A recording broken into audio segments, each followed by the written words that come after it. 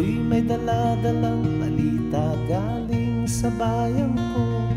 Nais kong ipamahagi ang mga kwento at mga pangyayaring nagaganap sa lupang ipinangako.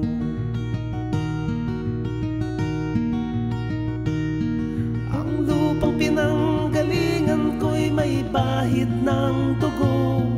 May mga lorong di makalipad, nasa hawlang ginto. May mga punong walang dahon, mga pusong di makakibo sa mga pangyayaring nagaganap sa lupang ipinangako.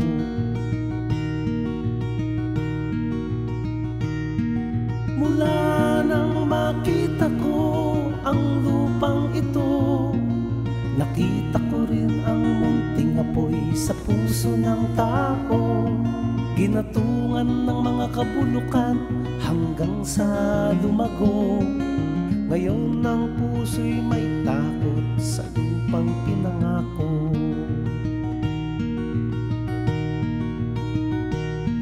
Lapit mga kaibigan at makinig kayo.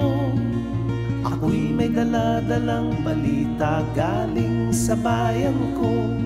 Nais kong ipamahagi ang mga kwento at mga pangyayaring nagaganap sa lupang ipinangako.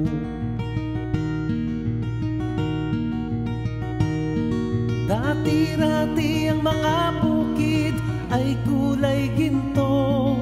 Dati-rati ang mga ibon singlaya ng tao. Dati-rati ay katahimikan ang musikang nagpapatulog sa mga batang walang muwang sa mundo.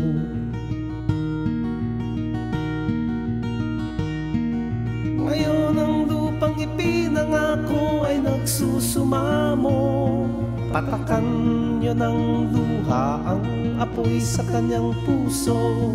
Dinggin nyo ang mga sigaw ng mga puso ng taong kung inyong dadamhin kabilang sa inyo.